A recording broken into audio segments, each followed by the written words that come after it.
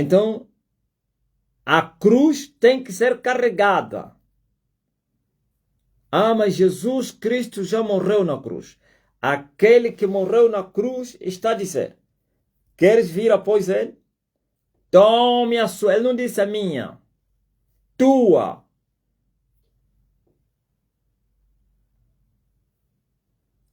A de Jesus foi nossa.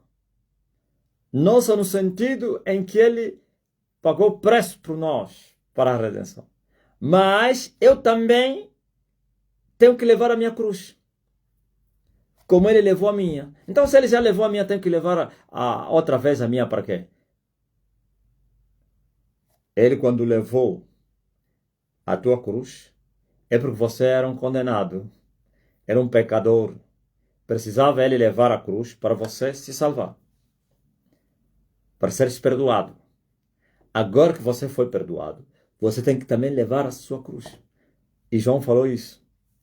Assim como Deus nos amou, também nós devemos amar. Ele deu a sua vida por nós, nós também devemos dar as nossas vidas por Ele e para Ele. Ao darmos as nossas vidas nele e por Ele, não é para salvar Ele. Ele fez para nos salvar. E nós, como louvor de agradecimento. Resposta. Estão a entender? Então, aquele que carregou a cruz, ele te manda carregar também a cruz. E veja que ele não carregou somente a cruz espiritual, também material. Quando ele obedecia ao Pai, ele estava a carregar a cruz. Mas essa cruz que começou no espírito, terminou no madeiro, cruzado. Isto é, para pagar o preço para a salvação. Mas você não precisa mais levar uma cruz de madeira. Não precisa mais ser crucificado na cruz. Não precisa levar a cruz para ser morto na cruz. A não que o céu queira que você termine assim. Mas mesmo que isso acontecer, não é para salvar ninguém. É a forma que Deus quer glorificar o nome dele através da sua morte. Você. Então, há pessoas que morreram na cruz como os apóstolos. Pedro foram sacrificados como foi morto Jesus. Não significa que eles sacrificaram para o mundo, não. Ou para eles próprios, para se salvarem, não. Nem para as suas vidas, nem para ninguém. Mas sim foi a vontade de Deus para que a morte deles fosse assim. E a morte deles glorificou o Senhor.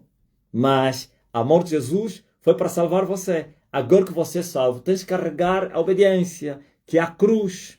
Obediência de quê? Da palavra de Deus. É isso que Jesus, vocês nunca nem entenderam o que significava levar a cruz.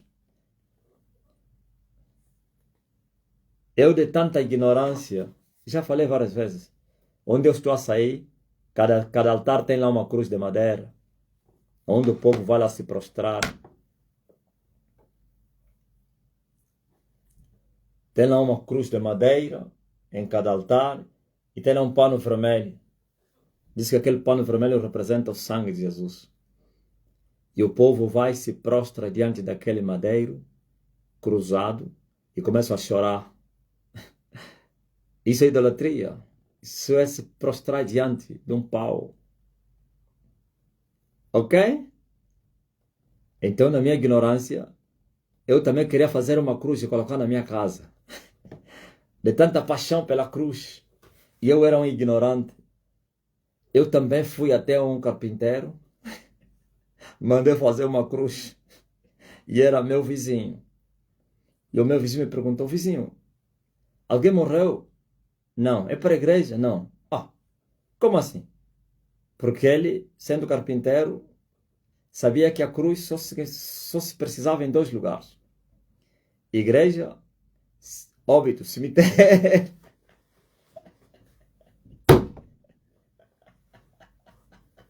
O vizinho olhou para mim, parou, me olhou: como assim? Não é para a igreja e não é para o óbito. Não é para levar no cemitério. É para quê? Não, para pôr em casa. Olha, aquilo foi muito escandaloso.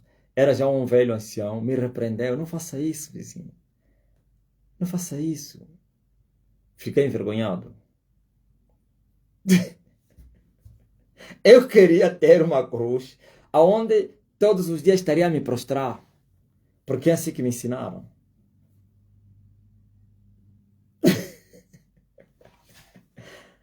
E era um religioso, o vizinho. Me repreende, não faça isso, vizinho. Isso aqui, isso chama espírito da morte em casa. Isso, se morrer alguém, vão te acusar.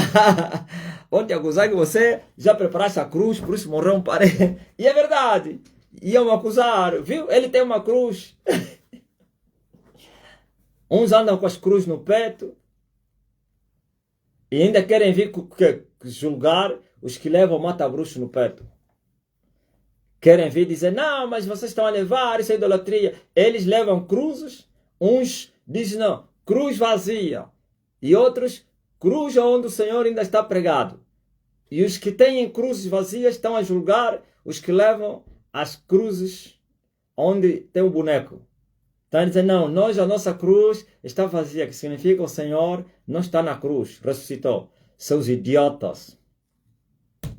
Jesus não mandou cruz de madeira. É a palavra de Deus. E essa palavra, quando você guardar no teu coração, então você está a carregar a sua cruz. E depois vêm as consequências. Consequências porque vêm os sofrimentos. E não se pode negar isso. As dores por causa de obedecer a Deus. Por isso, a cruz não são flores. Amar a Deus não são flores. Nem tampouco bolachas e sambapitos e não sei quem, e rebuçados, e mais como é que é? Não são rebuçados e também chocolates. É vitupério. Até morrer. Os vitupérios de Cristo. A vergonha da cruz. A humilhação. Mas o homem vai avançar com a sua palavra, que não é dele, mas a palavra de Jesus, no seu coração, como disse Davi, guardei a tua palavra no meu coração, ó Deus, para eu não pecar contra ti. Estão a entender? E assim. Então Jesus convida aqueles que quiserem se salvar. Os que quiserem se salvar devem segui-lo. Os que quiserem segui-lo devem carregar a obediência da palavra. Devem viver o amor dele. Devem guardar a palavra dele. Isto é que significa carregar a cruz até a morte. Isto é, ser fiel até a morte. Amar a Deus até a morte. Obedecer a Deus até a morte. Viver a fé até a morte. Todos os dias da sua vida.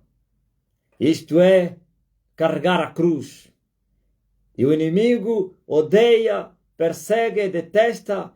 Você, depois que você começou a carregar a cruz, serás um alvo de Satanás. Estarás mirado.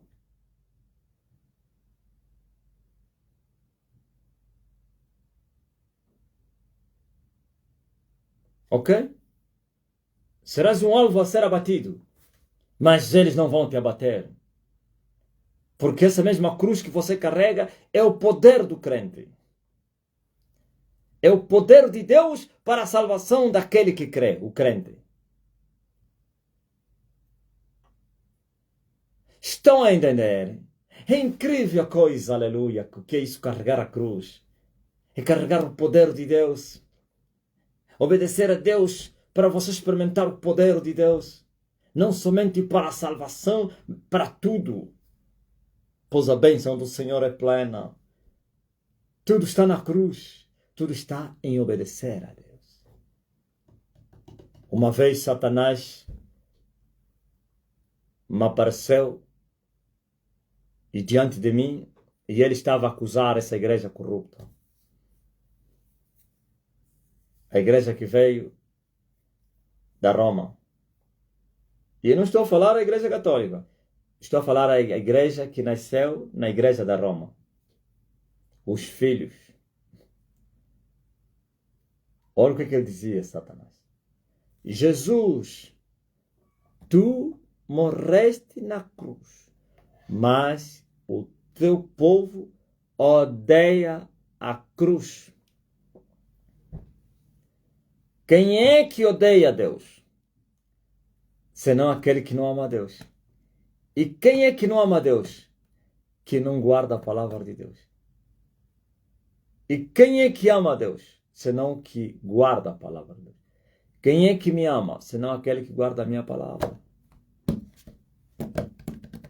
E essa geração de crentes odeiam a Deus na pessoa de Jesus. E quando isso acontece, então eles detestam a cruz, detestam obedecer a Deus.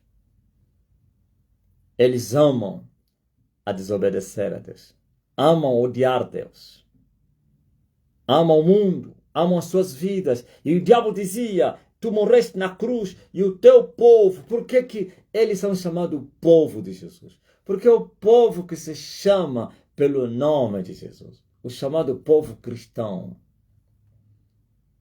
Chamaram que tem o nome de Cristo.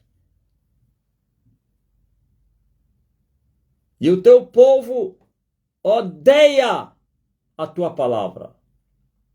Mas eu levanto um povo que já começou a amar a palavra de Deus. Eu mesmo, primeiro, é isso que eu falei ontem em Cabinda. Eu preguei ontem, vocês estavam aqui, muitos de vocês, e eu disse: aqui não está um papagaio a falar, aqui não está um eco a soar. Isso não é repetição de uma voz. Não. Isso não é um papagaio que está a gritar aí, repetindo os sons indistintos. Aqui está uma voz, aqui está uma rola que está a anunciar a primavera, como está escrito no livro de Cantares. Já se ouve a voz da rola na terra, pois o tempo de cantar chega. E a figueira já deu seus figuinhos, e as flores já começaram a exalar o seu aroma. Mas há uma coisa, porém, que tem que se fazer. Tem que se apanhar as raposinhas que estão a trazer danos na nossa era, pois o tempo de cantar chega. A chuva se foi e a primavera é chegada. Ok? Tempo de alegria. E eu estou a vos falar a mesma coisa a vocês. Eu não sou um eco e eu não sou nenhum papagaio. Eu estou a falar com a voz do céu. Eu sou uma voz. Tem uma identidade, uma voz distinta, sim, uma trombeta distinta, que pode ser não somente ouvida e entendida também. E quem poderia se preparar para a guerra se a trombeta não tocasse um som distinto? Hein? Quem? E porventura o leão já não começou a bramir na terra? E porventura a terra já não está a tremer? E porventura o laço poderia se levantar sem primeiro caçar uma presa? Ou como o povo poderia se preparar para a guerra se não houvesse alguém que tocasse a trombeta? E uma trombeta que poderia ser compreendida. Trombeta para a guerra. Não só incompreendido. Um som que pode ser entendido, compreendido. Até pelos legos.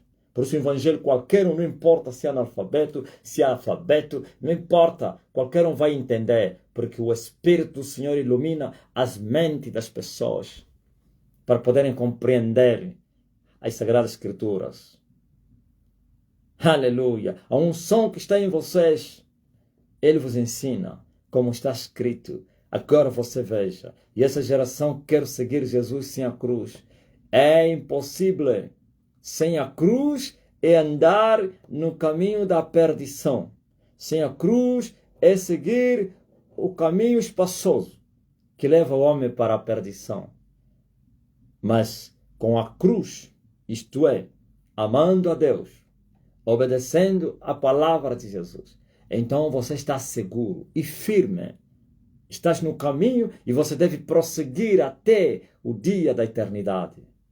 Quando atravessares a fronteira, não do asfalto, a fronteira da cortina do tempo, para entrares no mundo não sideral, no mundo espiritual, e poderes desfrutar, aleluia, a glória eterna que foi preparada para você.